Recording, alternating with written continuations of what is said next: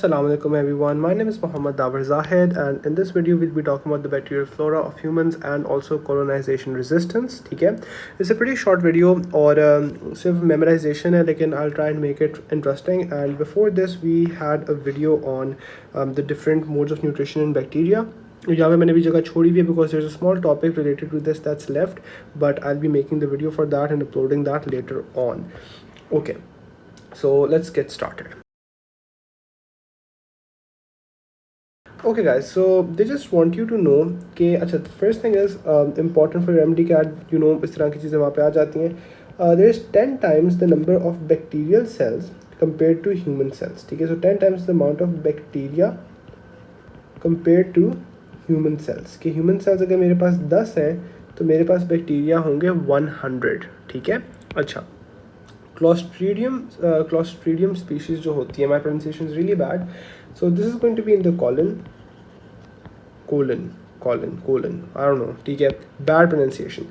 अच्छा, C for Clostridium and C for colon. ठीक है, अच्छा उसके बाद the next thing that we have is E. coli and other coliforms. ये हमारे पास कोलन में मौजूद होती हैं. ठीक है, हमारे पास वजाइना में होती हैं एंड हमारे पास आउटर यूरेथ्रा. ठीक है, so just near to where it makes contact with the external environment, वहाँ पर आउटर यूरेथ्रा. ठीक है, अच्छा लैक्टोबैसिलस जो होता है ये हमारे पास मौजूद होता है माउस में, कोलन के अंदर and also in your vagina. Okay, staphylococcus species it's going to be in nose and skin. इसकी काफ़ी डिफरेंट टाइप्स होती हैं, कुछ पैथोजेनिक होती हैं, कुछ पैथोजेनिक नहीं होती. Nose and skin. ठीक है, अच्छा जो एंट्रोकोकस फैसेलिस है this is going to be in the colon. The way that I memorize this was के कोलन फीसिस कोलन के पास बन रही होती हैं. तो यप, विरिडेंस स्ट्रेप्टोकोकस ये हमारे पास होती हैं माउथ के अंदर एंड हमारे नेजोफेरेंक्स के अंदर. ठीक है, नेजोफेरेंक्स प्रीटी सिंपल, कुछ मुश्किल नहीं है, बस इसको थोड़ा सा हमें याद करना पड़ेगा. मैं जल्दी आपको बता देता हूँ. क्लोस्ट्रिडियम का मैंने बता दिया. E. coli is something that the way that I memorized it was कि your urine can be cola colored. My urine is not cola colored, but you know someone's urine can be cola colored. ठीक है, तो vagina and urethra is related down there.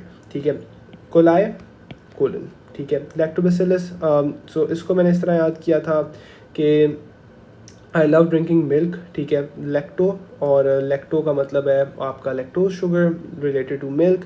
ठीक है, milk mouth में होता है, mouth. ठीक है, colon and vagina I just you know sort of memorize that.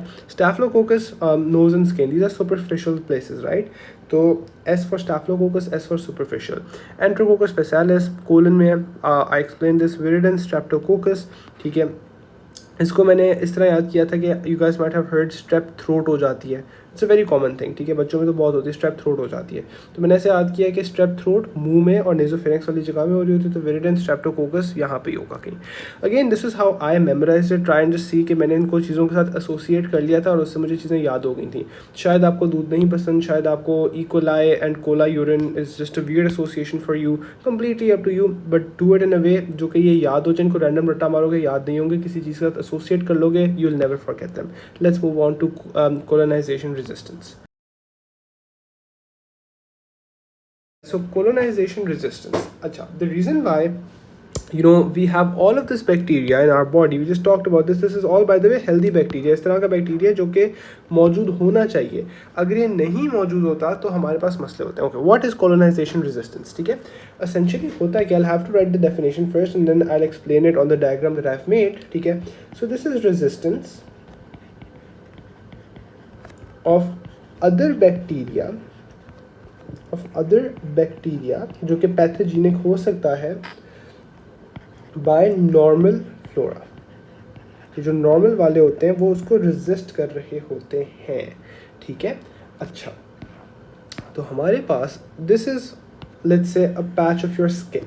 इस पे ये हमारे पास जो ग्रीन कलर का है this is a healthy normal flora. ठीक है, अब हुआ क्या कि लेट्स से कि you know you were using some antibiotics, some specific antibiotics that secrete through your sweat glands onto the top of your skin.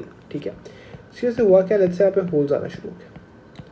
ठीक है, इसको इस तरह सोचो कि एक सिटी है, देयर इज अ सिटी, उसमें सारे घरों में लोग रह रहे हैं, there is no space in that city, but now suddenly मैंने सिटी के ऊपर बॉम्ब्स गिराकर जगह बना दी है, I have made lot of space all over here, ठीक है।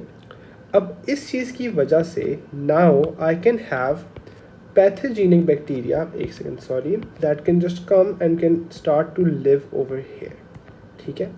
And that is a very very good diagrammatic क्या कहते हैं एक्सप्लेनेशन ऑफ दिस थिंग।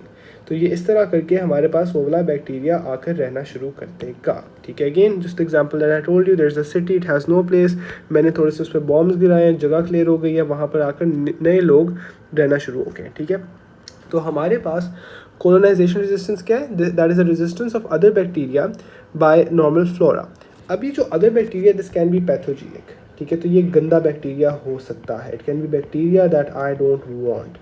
अच्छा, अब मेरी बात अंडरस्टैंड करो, अगर मेरा जो नॉर्मल फ्लोरा है, जो मेरा नॉर्मल फ्लोरा है, इफ़ दैट इज़, ये जो मैंने बैक्टीरिया लिखा है, इफ़ दैट इज़ सप्रेस्ड, क्या होगा मेरे पास, अगर वो सप्रेस हो गया, इफ़ उसकी कॉलोनीज छोटी हो गई हैं, other pathogenic bacteria will come, ठीक है। अभी जो मैंने बात रिपीट की थी, and now that is really bad, that can cause diseased states, ठीक है।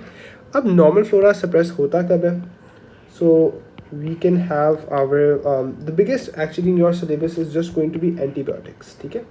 मैं let's say chronically antibiotics use कर रहा हूँ, let's say I have some condition due to which I have to use a lot of antibiotics, 6-7 महीने का मैंने कोई कोर्स करना है, तो उसकी वजह से क्या होगा, मेरा नॉर्मल फ्लोरा सप्रेस हो जाएगा, and now I am going to be having really bad pathogenic bacteria come and live in my normal area, ठीक है। Pretty simple, right. अच्छा, अब मैंने थोड़ा सा ना बैक्टीरिया के और यहाँ पे फंक्शंस एक दफ़ा अगर मैं एक टेबल सा बना दूँ कि bacteria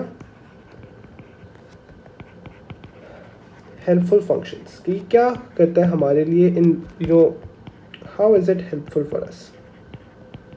so the first thing is colonization resistance, कि जो गंदे बैक्टीरिया होता है उसको आने नहीं देता, ठीक है, कॉलोनाइजेशन रेजिस्टेंस, ठीक है। The second thing that it does is कि ये हमारे पास ना so it also has a nutritional role, ठीक है, न्यूट्रिशनल फंक्शन। और वो न्यूट्रिशनल फंक्शन क्या होता है हमारे पास, दैट्स प्रीटी सिंपल, कोई मुश्किल चीज़ नहीं न्यूट्रिशनल फंक्शन में।